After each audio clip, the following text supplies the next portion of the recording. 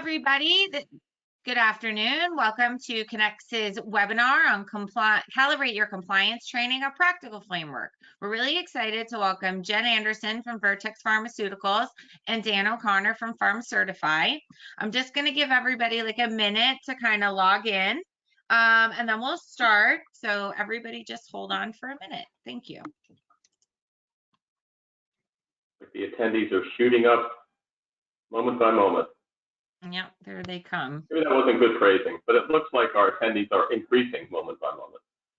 Yeah, no, that's why I like to give a minute for people to sign on. You know, it gives everybody some time. Yeah. Time to get out of one meeting and get into another, I suppose. I mean, even though we are all virtual, the meetings still run over.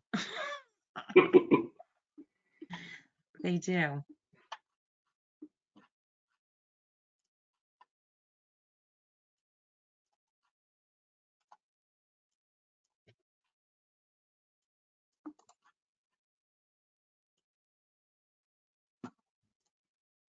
Thanks everybody who just recently joined this Connects webinar. We're going to be starting in a few minutes, so just hold on for a minute and we'll just let people log in.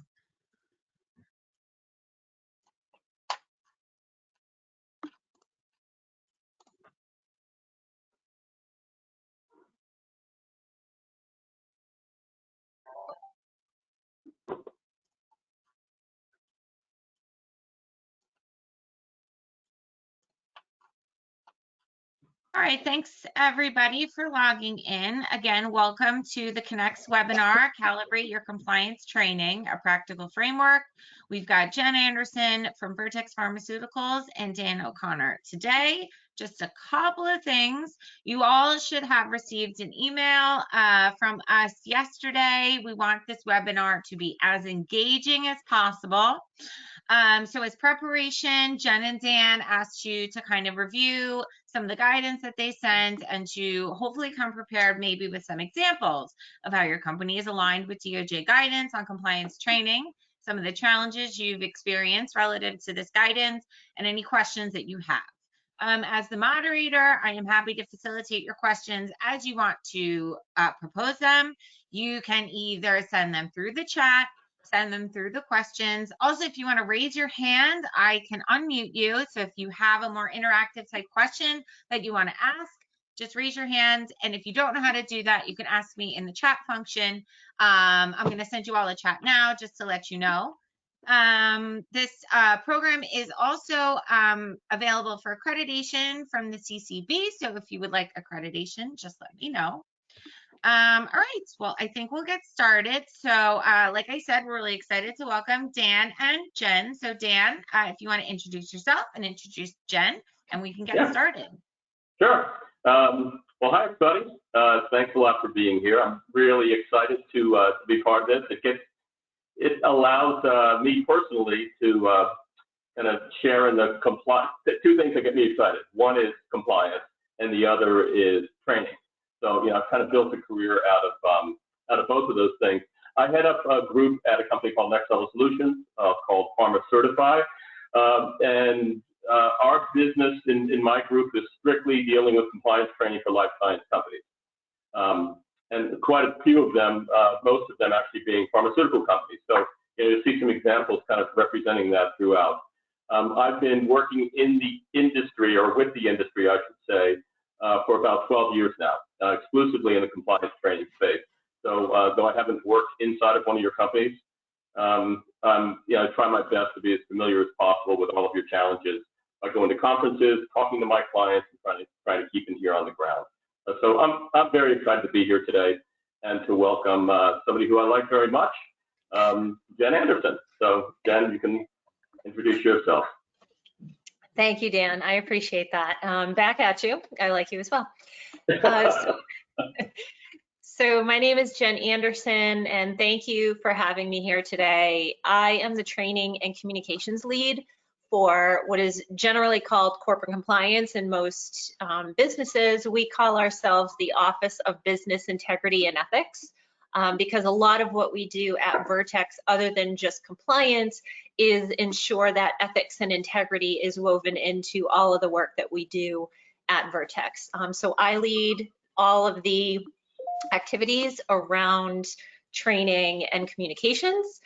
We work with Dan and his team. They're great support, great consult on a lot of activities that we handle. So, and I've been in the industry I stopped counting after 15 years, always in a training and compliance capacity, whether it was on the GXP side of the house for drug development at Schering-Plough and Biogen, and then I came over to your more general administrative functions, doing learning and development, corporate compliance for Biogen, and now Vertex. So that is a little bit about me. Great. Thanks, Jen. And Jen, you know, besides liking you, I also respect you as a professional. Jen really brings a lot to the table, both in terms of understanding compliance, but also having a background in training and development. So I'm just going to share some really great examples with you today. So, you know, we're going to jump in. I mean, the title of this is Calibrating Your Compliance Training, a Practical Framework. So we're going to try and do both of those things, give you some practical ways to kind of calibrate where you are. And Stephanie sent you ahead of time an email that had this document attached to it, which I'm sure all of you are familiar with. Came out kind of in pandemic time last year, June of 2020, and it was the new guidance coming out from the DOJ. And really, as you know, it's guidance for prosecutors. So, you know, what should they be looking for if they're going in and they're investigating a company, talking to a company? So we thought that this, you know, some of the training and development issues in here and would serve as kind of a great jumping off point for what we're going to be talking about today. This document, according to the DOJ, you know, you can read, but I'll read it to you anyway. Really, it kind of boils down to prosecutors, in short, should examine whether the compliance program is being disseminated to and understood by employees in practice in order to decide whether the compliance program is truly effective. You know, and for us, you know, it boils down to this idea of what is the purpose of compliance training. And that relates to this idea of it being truly effective. So the purpose of compliance training, just to boil it down, is really twofold. One is to get more of the behaviors that you want. And the other side of that is to get rid of the behavior that you don't. So get more of what you want, get less of what you don't want. And if you dig into the DOJ guidance, there's a lot in there. There's a section C relates to, you know, training and communication. We kind of pulled out and summarized what some of the key points are there. So what the DOJ is looking for is that, you know, you've done a needs analysis. You figured out who and what should be trained, and that you tailored your training by role. And by that, they mean both functional as well as by level. So they specifically call out training for supervisory positions. They also say your training should be in the appropriate format and language for the audience. And we're going to touch on that as we move through. They want you to include lessons from prior incidents, so to include talking about that in your training, bringing that real world in, having a process for people to ask follow-up, to get in touch with you. And then finally, you know, the quote-unquote holy grail, right? They want you to be able to measure effectiveness of your training. So we're going to touch on each one of these as we move through. And, you know, starting with the idea of doing a needs analysis. Now, you know, we know that you guys are not, you know, full-time trainers, right? So most of you are going to be doing this as part of your job. So you don't have the luxury of getting all, you know, into being training, completely doing a needs analysis and doing it the way that a trainer would do. And quite honestly, we don't. As a vendor, we don't talk like training geek language to our clients. But we do have in the back of our mind what we call the ADDIE model, which is a commonly accepted model used for design, development, and training. And it's called ADDIE because, as you can probably guess, there are it's the acronym ADDIE. So the first part of the training design process is really analysis, followed by design, followed by then development, followed by implementation, and then of course ending with evaluation. Now in truth, these kind of loop around, right? So you'll evaluate, then you'll come back and do a bit more design development in real life. And it just kind of happens as a flow, not a formal process normally within the real world. So we're going to kick off with this model and kind of use it as a framework as we go throughout, not to make you professional trainers, but just to use it to kind of show how it relates to the DOJ's guidance. So, Jen, do you want to pick up with talking a bit about training needs analysis? Yeah, absolutely. Why don't we build that slide? Yep. Go ahead and show me everything. There we go. Yeah, sure. Thanks. So we've broken up the training needs analysis really into two types, both of which I'm sure you're familiar with. So when you're planning your training plan, right? So one thing that the DOJ will come looking for, if they come looking, they will ask for your training plan. And the foundation of what they're going to be looking for is a good faith effort. And we may touch upon that later on. So showing like, hey, we are doing our best to ensure that we are trying to change behaviors, instill compliance, instill ethics and integrity into our workforce. So by planning, so you're forward looking, you're taking a broad-based approach, applying that to your annual training plan. Okay, and I'll show you an example of a training plan that Vertex uses a little bit later on. Now you have your diagnostic side. So think of this like your scientific test, right? Your diagnostic side can spit out data that you can then make strategic decisions around. So if we go to the next slide, I'll show you a couple of examples of planning and diagnostic. So you can see here, these are some different inputs to help inform your plan, whether it be on the planning side or the diagnostic. So using your hotline data, monitoring and auditing. So one thing that I have found very valuable, and we don't do as well as we could at Vertex, is connecting with our monitoring and auditing team. So we have a team that handles just this in our corporate compliance function, and the data that they're receiving through monitoring and from their auditing should cycle back into the work that I'm doing and the plan that I'm setting up for the year, because this will help inform, okay, where are we seeing some wonky behaviors? Where are we seeing challenges in some of our guidances and our SOPs? Are people not understanding these things? So this is a great resource to help inform back what you should be doing as you lay out your training strategic plan for the year. Formal risk analysis, not everyone does this in different companies. This can be as big as you want it to be or as small. So really conducting that risk analysis in a program. So the way we've done it at Vertex, and this is handled by a different team within my function, is doing that risk analysis across the business, right? They're really getting in there, and it is their full-time job to get into the business and conduct different risk analyses on what they're seeing, okay? And cycling that back into our function.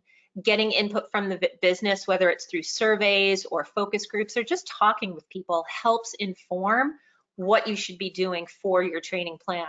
And then of course, performance reviews, and if you have an LMS or any testing data, if you're conducting kind of a Kirkpatrick level assessment within your LMS, grabbing that data out of the LMS and taking action on that. So all of these different inputs at varying levels, some are easier than others for sure, some are more resource demanding than others, should cycle back into what you're laying out for your annual training plan, okay? It's a somewhat scientific approach to figuring out where you're seeing gaps in training or people are falling short of the policies and procedures that are coming out of your function, your corporate compliance function. So this is some of the work that we've been doing in Vertex. Are we doing everything perfectly? Absolutely not. I'm actually a one-man show, so I'm not able to take all of these different inputs and take action on them, but I'm more than happy to talk about this in more detail when we pull up actually Vertex's 2020 training plan later on. Right. Next slide. Yep. So here we threw a survey in here. We're just curious as to what you're all doing out there. So if you got your phones handy, if you text Daniel O, to the number 22333. That will join you up, and then just click on which of these you're actually using right now. So let's see if we can get you guys to play along. Daniel O 006 to 22333.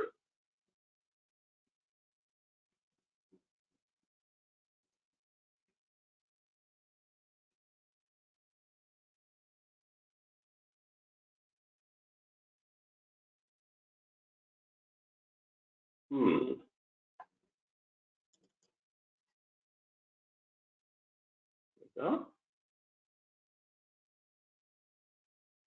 Nice. Okay, getting some responses here. Yeah, we'd expect those would be pretty common. So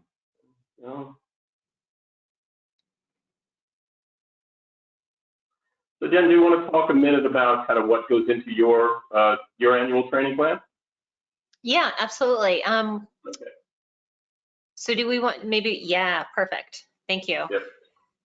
So here's an approach that Vertex has taken, some of the things that we factor into. So we start with our risk and our frequency that we're seeing across the board. So here's an example, social media.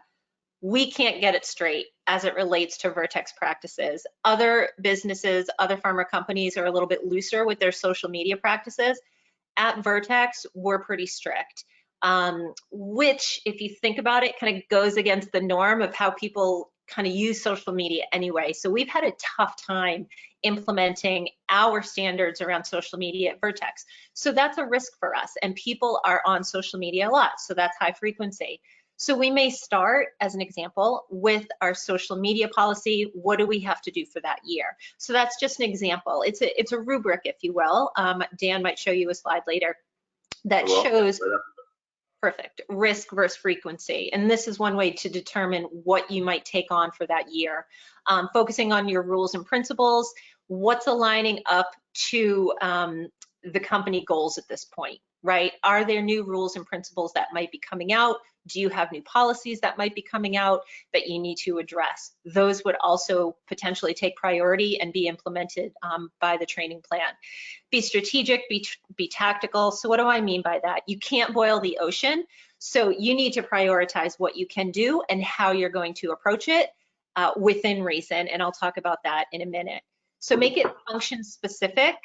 If you don't need to address the entire population of your company, maybe you just need to target that particular function or the particular role or a subset of the company that needs to be addressed, right? That may make your job easier. Make it level specific as well. Again, don't try to boil the ocean. Think about your target audience. Include leader training. I'm definitely going to talk about this in a minute. And consider your different delivery methods. Let's go to the next slide so I can talk about some of these things. Yeah. So this eye chart that you're looking at right now, sorry, it's a little bit small. This is the actual 2020 Vertex training and communications plan. So down the left-hand column, these are some of the things we addressed in 2020. So you see a thing called mini module topics. So these are a library of topics that we've created. They sit on a shelf, and when we need a particular topic, and they range from social media to interacting with doctors, to patient organizations, interacting with patients. So there's, a myriad of topics that, depending on what we're seeing in the company, we can immediately pull off the shelf. It's a quick, 5 or 7 minute video, and we can deploy it. This is something the DOJ will look for, right? They want to see that you're staying in front of issues you may see at the company, and also that you're taking action on a regular basis. So you can see over the course of Q1, Q2, 3, and 4, we actually just deployed out one of those topics because they're kind of bite-sized in length. We were just quick and easy, plop them into the LMS, give the enterprise a refresher on managing suppliers or interaction with HCPs in Q2. Now, underneath that gray column on the left again, you see some policies that were were priority for us: external funding, grants, medical commercial interactions, patient support programs, and social media. So these were all different policies that were either being revised or created new, and I planned out throughout the year where those were going to slot in quarterly, who is impacted, so who's our audience, and that goes back to the previous slide about, is it just senior leaders? Is it a certain level? Is it a certain function, right? So you plug in your audience, if it's not the entire enterprise, or you plug in the entire enterprise, and what are the different modes that you're going to get it out and make it accessible to that population? Your LMS, your intranet, maybe you have an app. So you're documenting all of this because this is literally your plan. It's your roadmap for that particular year. So that's really the top half of this table. The bottom half is, is some of the communication activities that we addressed. So we do an integrity and ethics week every fall. So where does that slot in? That's usually Q3, Q4. So I plug that in there. We do some quick hits that we tend to put on our intranet. We do have compliance champions. We call them OB liaisons. So the Office of Business Integrity and Ethics, we call ourselves OB. So OB liaisons are non-OB team members that are extensions, if you will, of the work that we do. Maybe they're admin assistants, maybe they're senior managers, and they're leveraging this role to further develop themselves in this area of compliance. So at the end of their year and their performance review, they can say, oh, I was an OB liaison and I supported such activities like getting messages out about new policies, conducting breakfast events to review key principles of good social media use. So we have OB liaison activities that we schedule in. So you can see down below, and it is kind of busy down there, but what I've documented is not just what are the training activities that we have to do, whether it's development and deployment, but the communication activities that all mesh together in our annual training plan. So my job is not only to develop this, but execute against it, among other things. But I wanted to give you an example of a training plan. So in the event the DOJ comes knocking on our door, and they haven't, knock on wood, I would pull this out and share this with them. Because really what it's showing is our good faith effort. It's showing that we are doing role-based or attempting to do role-based training or level-based training, right? It's really just hitting all of those marks. It's well-designed, role-specific. It goes beyond the checkbox. So this is another area that the DOJ would look at. Go beyond that read and understand checkbox. What more are you doing, right? And show that you are developing or have developed a comprehensive program, all right? That's what they're going to be looking for. And I'll add one thing to what you're saying, because, you know, if you look at something like this, right, it's practical. And, you know, you haven't kind of created more than you can chew here, Jen. You're kind of aligning what you're doing with what the particular need is.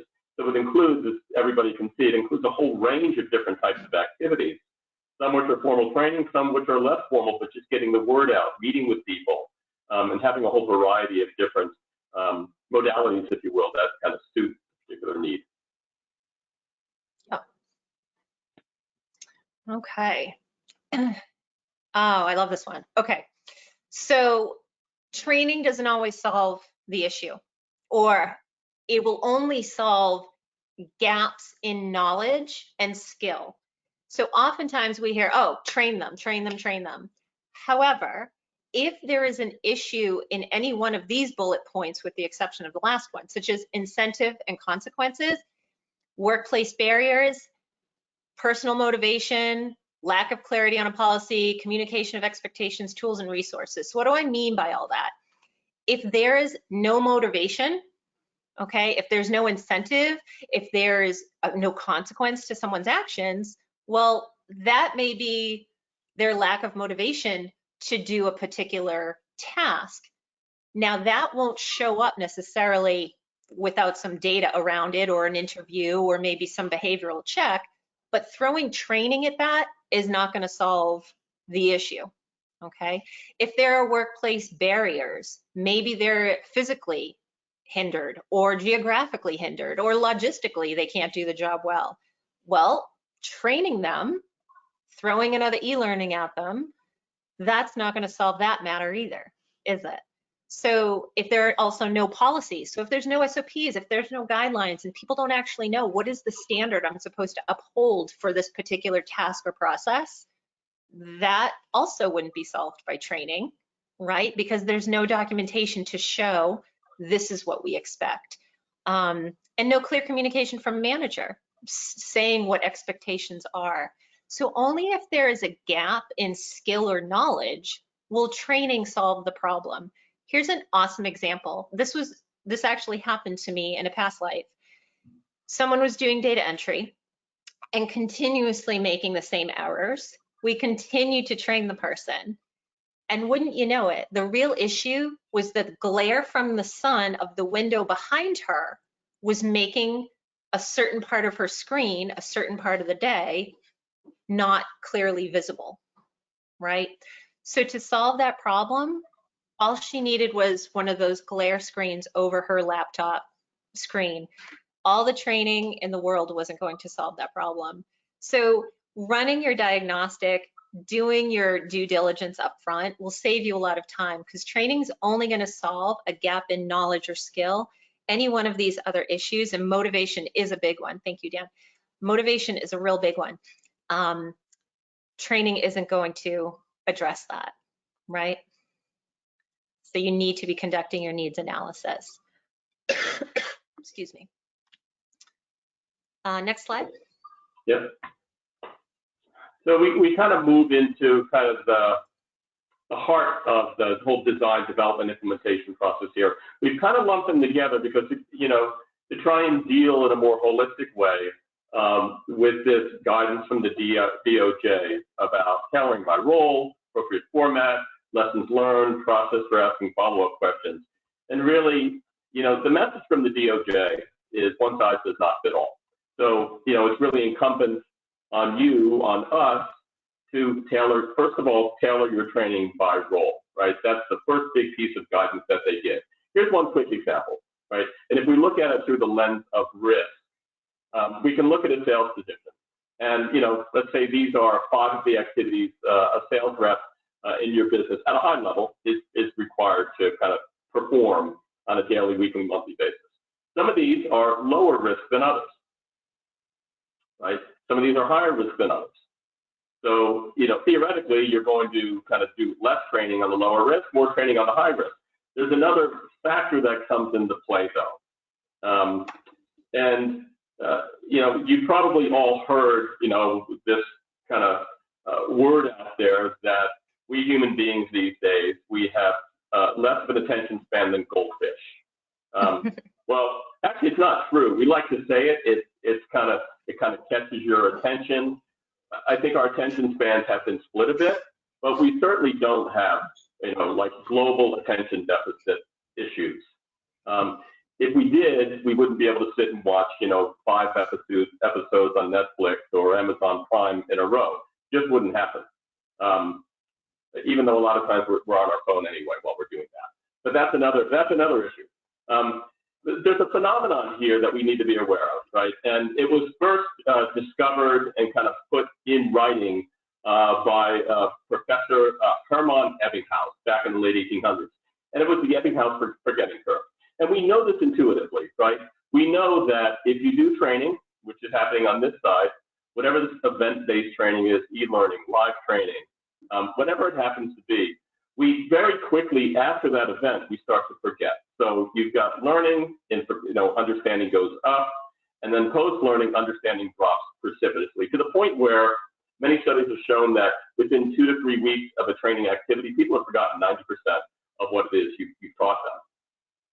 So what we try to look at is, you know, this, what we call a risk frequency framework. And we don't lay this on on clients and kind of make them go through this because it's just not practical. We try to think through this lens. First of all, looking at particular activity risk. So going back to the sales rep, you know, some activities are higher risk, some are lower risk. But we also look at the frequency with which they're performing that activity, because the more they do it, the more they're going to remember it. So if you do training today, and that person is going out and they're doing that activity tomorrow 5 or 6 times, well, they're going to tend to remember the guidance, the rules around that much more readily than if they didn't do it again for another month. You know, I think of setting up speaker training programs. You know, that's a much lower frequency of activity than something like detailing to a physician, for example. So you can, you know, either literally or figuratively think about risk and frequency and start to plot out for various activities that somebody, you know, is performing in their job. You can plot out where these fit on this matrix. And even if you wanted to get crazy about it, you could say, all right, well, let's do the 4-box exercise here, right? Where up in this box, you have high risk, high frequency, so doing it very often type activities, and then high risk, lower frequency, so doing it less often type activities, and so on. And so you can lay over this then and say, all right, well, now let's look at this in a different way. You know, we like to think about, and I know Jen does this too, think about, okay, for the activities that are higher risk and lower frequency, we probably need to be doing more. And it may not be all of these things, but just by example, we may need to be doing lots of different things to support that because it's high risk and they're not doing it that often, right? Particularly kind of down in this level here, right? If they're kind of down in this particular activity. On the opposite end, you know, if they're doing an activity often, but it's low risk, well, you probably don't need to devote a lot of your training time and resources to doing training or quick reference guides and all that. You may just need a few simple things that they can get access to when they're doing that. So there's no hard and fast rule here, but, you know, as you think about it, you can start to think about coming up with more of a portfolio of training that you can put out there, because you don't have, you know, time, resources, and the finances to do everything you want to do. So Jen, do you want to talk about this next bit here? This is one kind of convenient way we have of thinking about this. Absolutely. So referring back to that portfolio slide that Dan just showed, think of your training portfolio and your strategic plan in 3 parts. You have the core component, so the genesis, if you will, of the training, your reinforcement activities, and then your performance support. So an example of core training at Vertex might be, going back to my social media example. When we first launched our social media policy, this was really the genesis of that policy. And so from there, we did an e-learning, we did some socializing of it, some workshopping, and then we didn't stop there, because thinking back to Dan's forgetting curve slide, and humans being humans, you need to reinforce the content, right? We are all so busy in our lives that unless the training professional is bringing that content top of mind to its employees, they're going to forget the practices. So when you're laying out your training plan, if you think back to the slide where I showed you Vertex's training plan, you're going to have your initial social media training, right? That might be an e-learning, it might be those workshops. Then over the course of the year, maybe you have some reinforcement activities, okay? Maybe during Integrity and Ethics Week, which we have, other folks might be doing a compliance week, they bring it back up and they do a game, or they do a family feud, or maybe there is a VNet, we call it VNet, excuse me, intranet post on the main page of your intranet.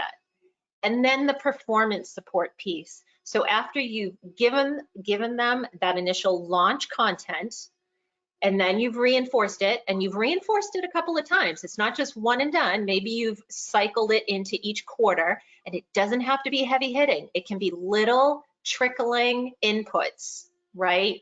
After that initial e-learning. So now how do you provide performance support? Do you have a mailbox that goes back to your team where people can ask questions? Do you have an FAQ document posted on your intranet? Do you have infographics that you've shared? Maybe you've done, and we've done this at Vertex, a big desk drop, right? With the big launch of social media, we did a big desk drop where we had little tchotchkes and an infographic. So these are the practices that you would lay out in your training plan that you're ready to deploy, and you can plan ahead to get those graphics designed, that e-learning designed, be ready to go, and it negates the forgetting curve. Okay, so there's a lot of upfront thinking, but bringing it back to the DOJ, you can show, hey, this is what we've done. Look at this tremendous good faith effort. Look at this tremendous comprehensive program just around social media. Okay, so that's what this pie is showing us. You have your initial core training, what reinforcement activities are going to support that, and then what performance support, what support are you going to give to your learners to ensure that they can succeed with what you've taught them. And that would be a practice that when you can, you bring forward into each training or each communication that you do. So. And one of the things that we encourage is to think about this whole mix when you're first, when you first reach that point where you know you have a knowledge and skill gap. Okay, and I'm going to do some sort of training. Is to think about the big picture, right? So if there's tools now where you can develop an e-learning module, or someone can develop it for you, you can then easily extract from that some micro learning for reinforcement. You can include, as part of that, you can include an infographic. You can also take that micro learning and convert it into video by kind of direct export. So, thinking ahead and using tools like Articulate Storyline, you can really kind of almost get a 3-for-1, 4-for-1, where if you are developing an initial e-learning through Articulate Storyline, you can leverage that across various modalities and in various ways, particularly for those high-risk activities. And I just want to add too, Sure. I don't want folks to walk away and think, oh man, this is a lot to implement for every course I have. Thinking back to that 4-square that Dan showed, maybe you just adopt this approach for your high frequency, high risk, or your high risk, low frequency. I feel like I'm messing up. the two right blocks, yeah. The two. Yeah. You kind of have to bring the two together, right? Mm-hmm. If it's high risk, then usually you're going to take a robust approach, right? I always get dramatic here and think, all right, if death is imminent, if you don't train these folks appropriately, then you're going to take the most robust approach of training, right? And I only say it dramatically that way because it resonates, right? And you would train folks so comprehensively. You'd give them a read and sign, you'd give them an e-learning, you'd give them quick reference, you'd coach them, you'd have workshops. Now, if that isn't the extreme, you can obviously back off of that and take a lighter approach, okay, with your strategy, with your training strategy. And maybe it's a simple assessment, maybe it's a leaflet. I like to say leaflet, but like an infographic or just some light communication, whatever it might be. Maybe it's just informational. So you use that 4-square to really figure out how robust, how comprehensive, how often should I be doing something like this pie chart is showing me. Yeah.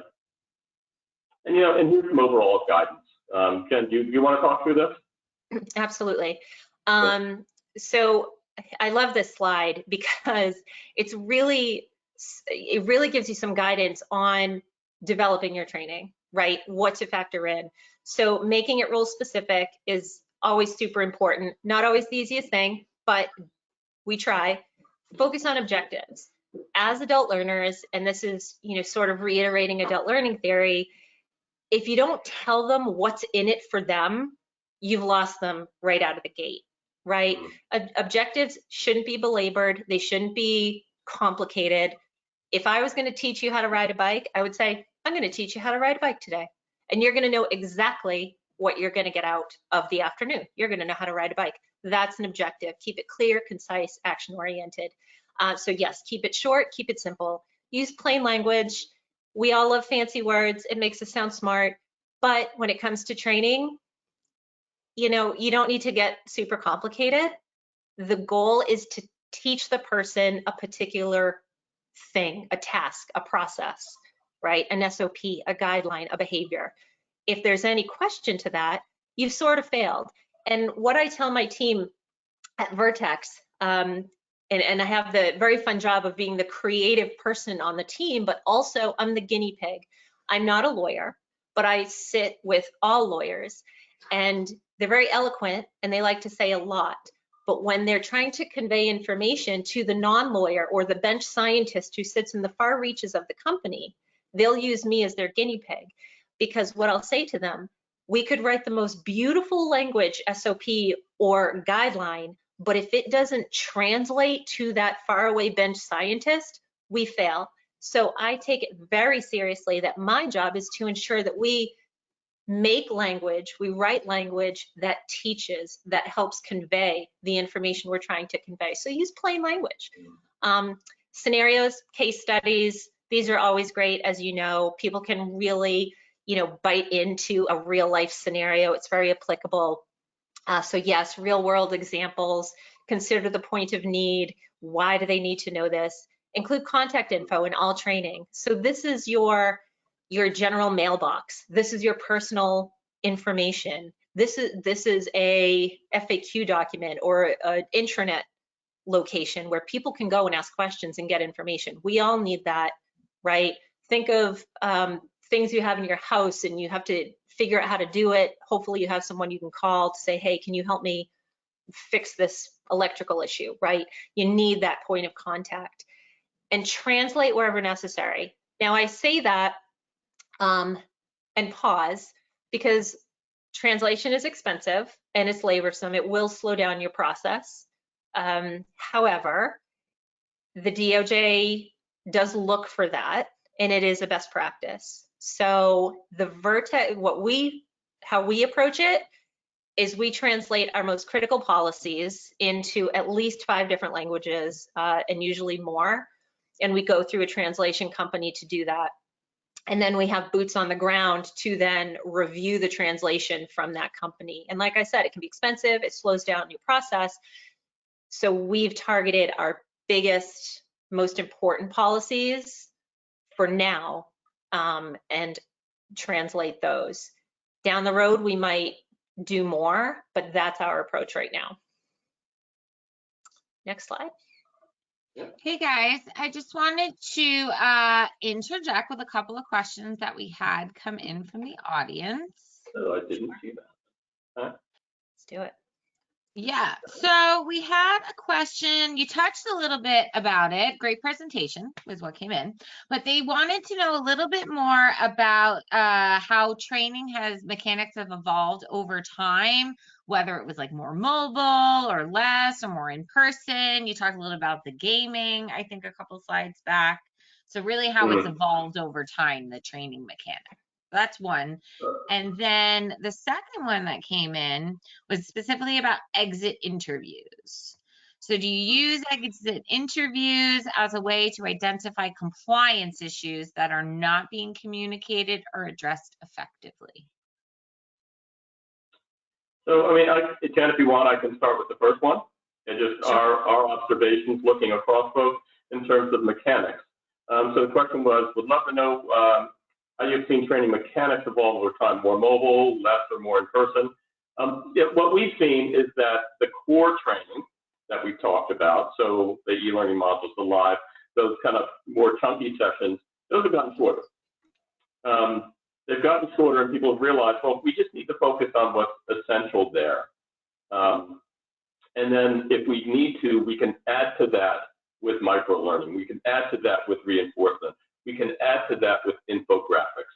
There was a time, and Jen, you'll be touching on this in just a minute, right, where modules were huge, e-learning modules were huge, and people wanted to just, do themselves in by the end of like going through a compliance training module. It wasn't enough that it was compliance training, but it was an hour and a half of straight like lecture from a screen. So things have gotten shorter. Things have gone more mobile and been divided up into pieces to be much more role-based and targeted than they had in the past. That's one of the evolutions that we've seen across all of our clients. Jen, did you want to add anything to that? Not much to add. You hit the nail on the head. And I think maybe my next example of this code of conduct will help put some flavor around that.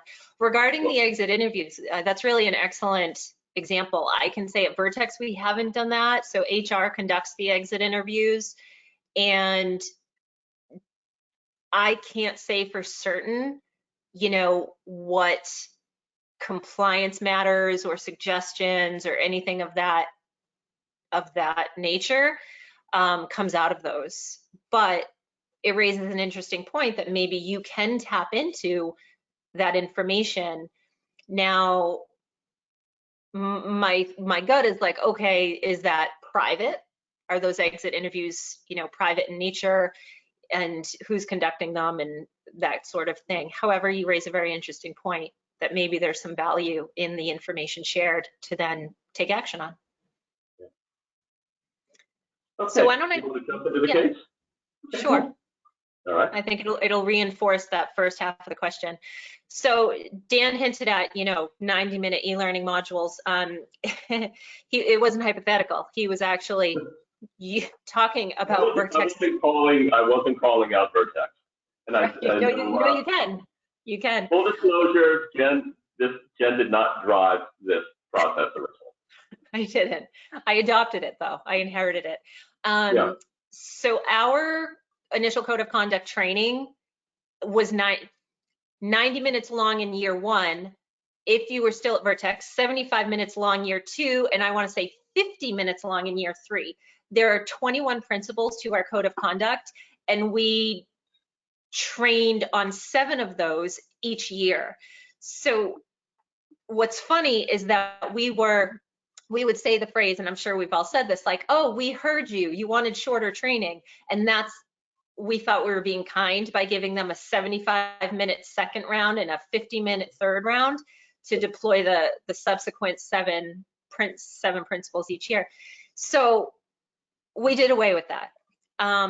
Our code of conduct is very robust, it's great, but our training on it was just too much. So we basically hit all those hexagons with a hammer and made individual little mini modules of each topic, 5 to 7 minute long videos that now sit, if you will, and sit in a library that we can leverage and deploy. And if you think back to that training plan I showed you, that top row showed certain topics like managing suppliers, interacting with HCPs.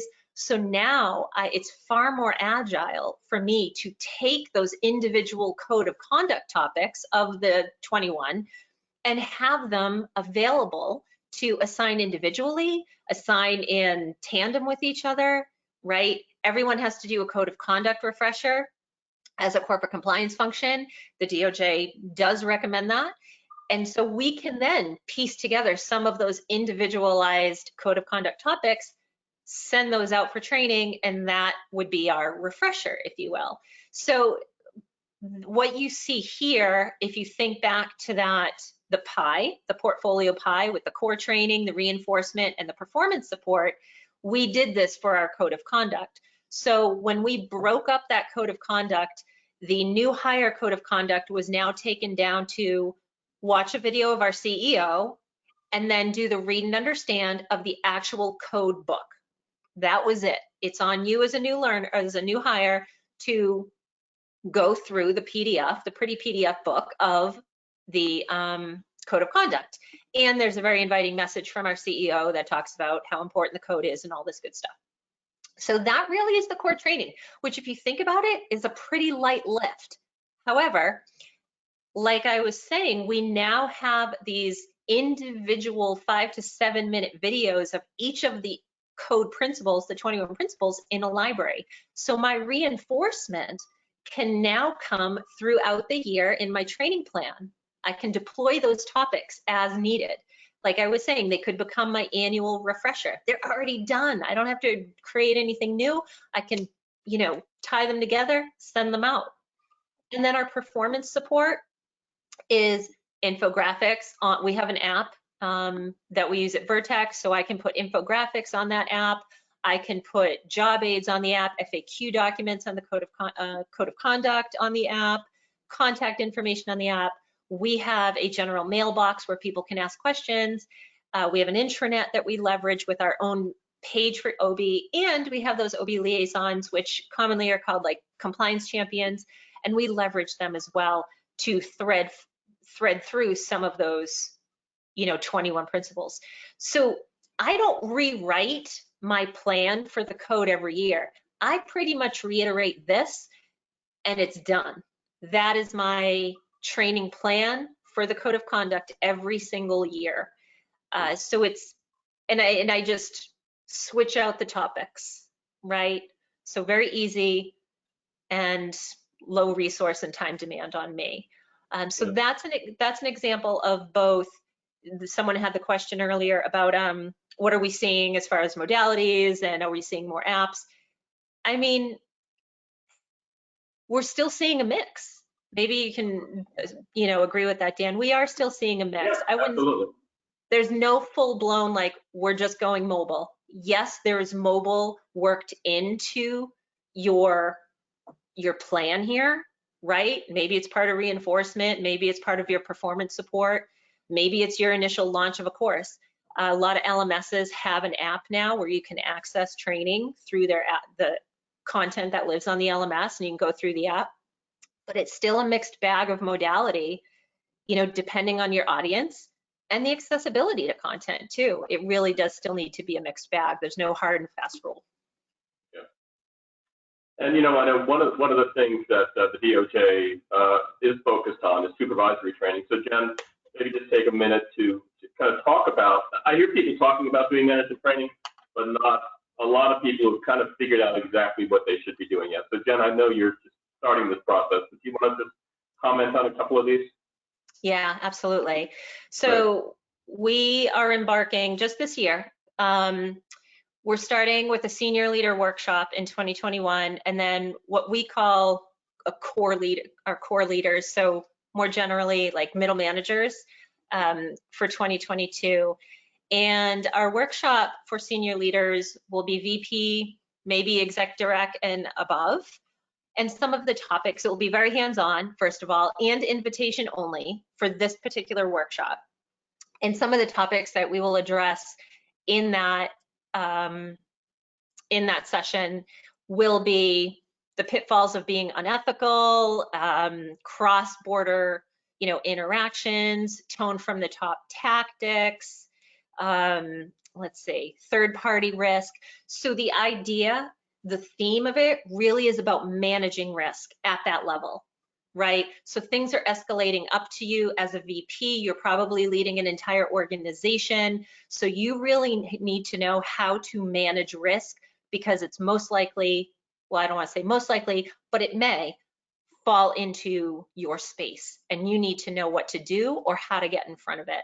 So that's kind of the general approach, the general theme to the senior leader workshop, deceptive practices, whereas the core leader workshop, our middle managers, a bit more tactile, right? So they need to know how to take auditing and monitoring information and implement that. How do they cycle back in what is being found in an audit to ensure that doesn't happen again, right? So that's more at that level. Encouraging speaking up. So we have a very strong speak up culture at Vertex. So really at that core leader level, which let's say is like associate director to senior director, maybe the EDs as well. So as you can tell, we haven't decided if the exec direct is going to go to the senior leader workshop or the core leader.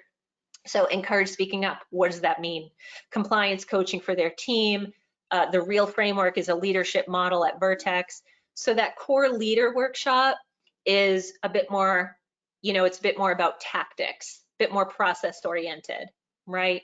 And so that's how we're distinguishing between these two workshops that we literally are just embarking on now. And the general theme of that core leader workshop is understanding risk.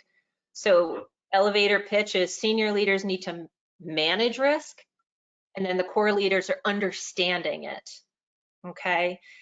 So that's what we're working on or starting to work on now at Vertex. So more to come on that. So Jen, I'm thinking, just kind of looking at the time, I'm going to blast through this next section. It's just really, what this is a bunch of samples to maybe give you some ideas, maybe hopefully inspire you to kind of do some things in your organization. And I'll get to the evaluation technique quickly. And if it's okay, I'll just kind of run through some of that so that we can kind of, land the plane on time. Does that work for you, Jen? Yes. Cool. Okay. So just some quick samples. I have them here, and you'll be able to see these, in the recorded presentation, and Stephanie can provide the slides as well, or Jen or myself could provide it.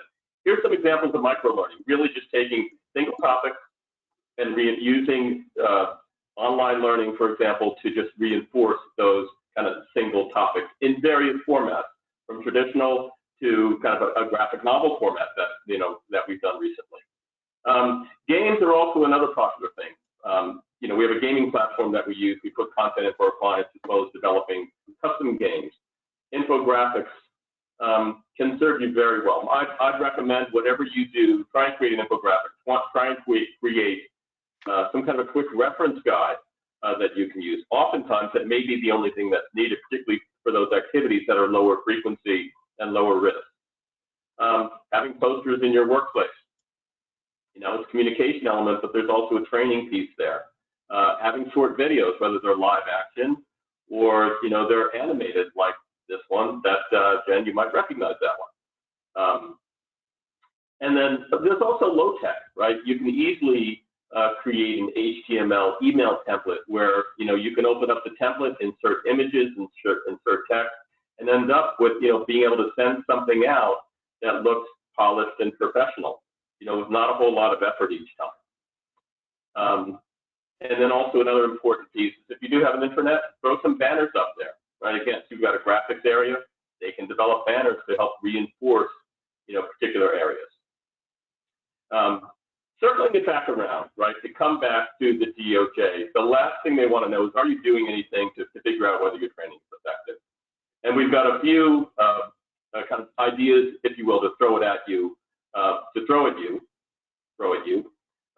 Just starting with the framework, right? This is an old training geeky framework. This actually goes back over 50 years.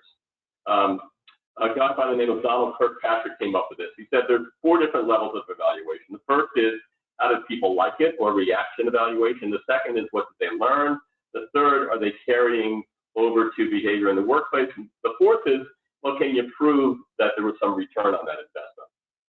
So, what Jen and I have kind of put together is just some of the more common areas that you can look at here, right, with various approaches such as digital surveys, focus groups, doing assessments at the end of training. And you can see how these kind of work across level 1, 2, 3, and 4, with, the green being areas where these particular elements are particularly strong, and the orange being, well, you can still use them, but you may need to cherry pick some of the results to fit in with what you're looking to evaluate. So here's some guidance, and I'm not going to read all of this, but you'll see this available to you. If you're doing surveys, right, here's some specific guidance on how long those surveys should be, and just how you might word some of those questions, right? Asking about knowledge gain, being specific, having a place for people to have open-ended comments. There's benefits and challenges to this, but it's really it's an important thing to include in your mix. And this is the most common thing. This is the level 1 evaluation, right?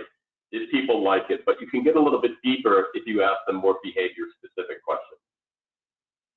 And here's some examples, and I'll just, let you look at those for about 5 seconds, and then I'm going to forge on. You can also conduct focus groups, even virtual focus groups. And there's some guidance here on, some of the best practices for doing that, as well as benefits and challenges. And, here are some, specific questions, that you can include, kind of general questions as well as more content questions that drive at, are people you start to actually get at learning in this case. And you can also use assessments at the end of a module, but we also recommend doing it separate from the module, maybe 2 or 3 weeks later, to get a truer gauge of what the learning was that maybe stuck from that training. And then finally, using your monitoring, having your monitoring in place, that's going to allow you to go back and actually try to gauge whether any behavior has transferred to the workplace.